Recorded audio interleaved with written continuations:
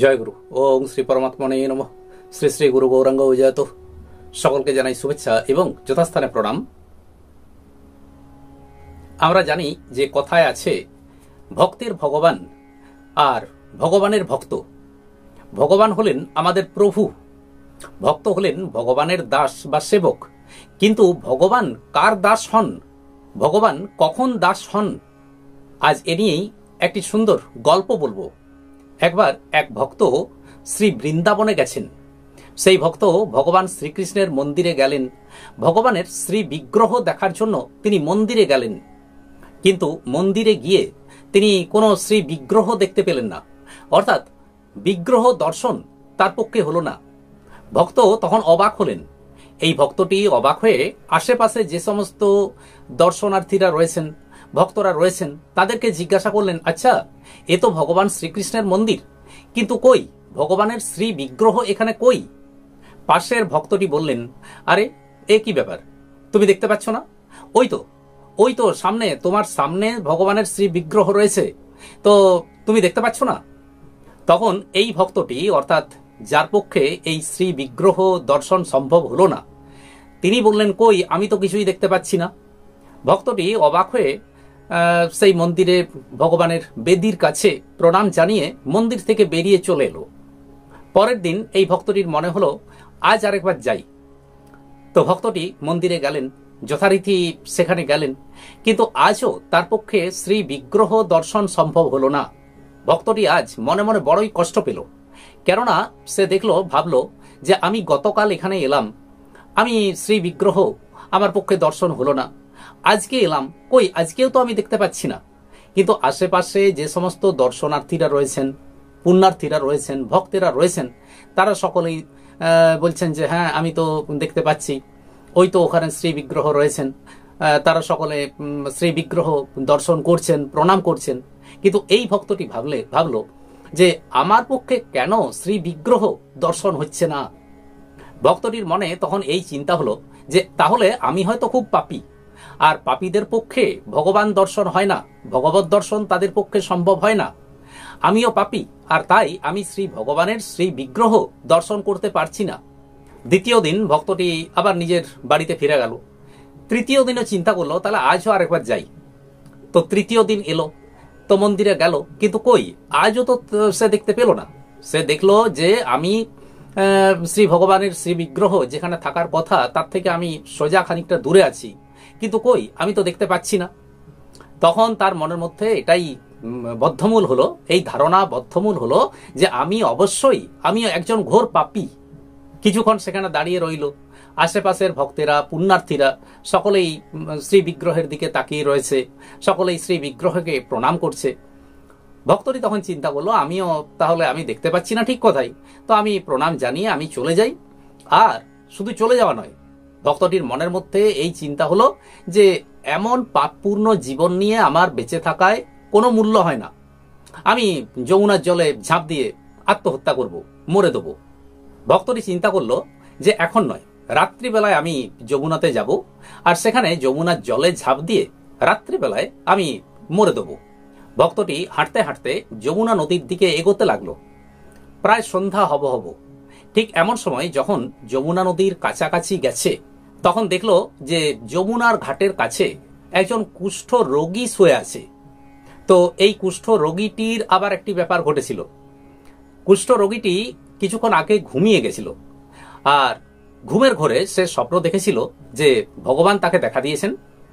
ভগবান তাকে বলে দিয়েছেন যে ওরে, তুই বহুদিন ধরে কষ্ট পাচ্ছিস জানি, তো দেখবি এখনই একজন ভক্ত আসছে, আর তুই ওই ভক্তের পা দুটো জড়িয়ে ধরবি, আর তাকে বারবার অনুরোধ করে বলবি যে বাবা, আমাকে এই কুষ্ঠরোগ থেকে মুক্তি দাও, আমার কুষ্ঠরোগ সারিয়ে দাও। তো তুই একথা বলবি, সে যদি কৃপা করে তাহলে তোর কুষ্ঠরোগ সেরে যাবে। কুষ্ঠরোগীটি এই স্বপ্নটি দেখার পর তার ঘুম ভেঙে যায়, আর সে তখন সঙ্গে সঙ্গে উঠে বসে পড়ে। রোগীটি রাস্তার দিকে তাকিয়ে রইল, ভাবলো এই হয়তো সেই ভক্ত, এখনই হয়তো সেই ভক্ত আসছেন, বা এখনই হয়তো সেই ভক্ত আসবে, আমাকে কৃপা করবে। এখন কিছুক্ষণের মধ্যেই সেই ভক্তটি যমুনার ঘাটের কাছে এসে পৌঁছলো। এই ভক্তটি, অর্থাৎ যে ভক্তটি মরবার জন্য এই যমুনা নদীতে এসেছে, সে দেখতে পেল যে ঘাটের কাছে একটি কুষ্ঠ রোগী শুয়ে রয়েছে। তার পাশ হয়ে পেরোনোর সময় ওই কুষ্ঠ রোগীটি এই ভক্তের পা দুটি জড়িয়ে ধরে আর কাঁদতে কাঁদতে বলে যে বাবা আমাকে কৃপা করো, বাবা আমাকে সারিয়ে দাও, আমার এই কুষ্ঠ রোগ সারিয়ে দাও। ভক্তটি বলল যে ওরে তুই ভুল করছিস, আমি মহাপাপী। এই দেখ, আমি মন্দিরে গেছিলাম কিন্তু আমার পক্ষে শ্রী বিগ্রহ দর্শন সম্ভব হলো না, তো আমি তোর রোগ সারাবো কি করে? আমি এতই পাপী যে আমার পক্ষে ভগবানের শ্রী বিগ্রহ দর্শন সম্ভব হলো না। কিন্তু কুষ্ঠ রোগীটি তাকে কিছুতেই ছাড়লো না। রোগীটি ভক্তের পা দুটো ধরে আছে আর ভক্তকে বলল যে বাবা তুমি শুধু একবার মুখে করে বলে দাও যে হ্যাঁ তোর কুষ্ঠরোগ সেরে যাক, তুই ভালো হয়ে যা, তো তুমি শুধু এইটুকু একবার বলে দাও। ভক্তটি তখন বলল যে দেখ, তোকে তো আমি সবই বললাম, আমার এইটুকুও সাধ্য নেই যে আমি যে বলবো বা আমার কথায় যে তুই সেরে যাবি, এটা মোটেই সম্ভব নয়, তুই বিশ্বাস কর, আমি মহাপাপী। কিন্তু রোগীটি সেসব কথায় কোনো কান দিল না, বারবার বারবার অনুরোধ করতে লাগলো। রোগীটি বলল যে বাবা তুমি শুধু একবার মুখে বলো, আমি আমি সেরে যাব, আমি জানি যে আমি সেরে যাব, তুমি একবার মুখে বলো। তখন শেষ পর্যন্ত ভক্তটি দেখল যে এই কুষ্ঠ রোগীটি আমার উপরে অত্যন্ত বিশ্বাস করেছে। কি জানি কি ব্যাপার, কি কারণে সে আমাকে বারবার অনুরোধ করছে। তো বেশ ভালো কথা, তো আমি একবার বলি। ভক্তটি বলল যে বেশ, তুই ভগবানের কৃপায় ভালো হয়ে যা, হে ভগবান এই কুষ্ঠ রোগীকে তুমি সারিয়ে দাও।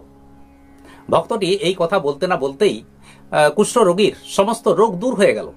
শরীরের সমস্ত কুষ্ঠ ব্যাধি কোন দিকে দূর হয়ে গেল তারা দুজনেই কেউই বুঝতে পারল না, তারা অবাক হয়ে গেল। ভক্তটি তো অবাক। কুষ্ঠ রোগীটি তখন এই ভক্তটিকে বলল যে দেখো বাবা, আমি তোমাকে এই কথা বলছিলাম কেন জানো? এই মাত্র কিছুক্ষণ আগে আমি একটা স্বপ্ন দেখছিলাম।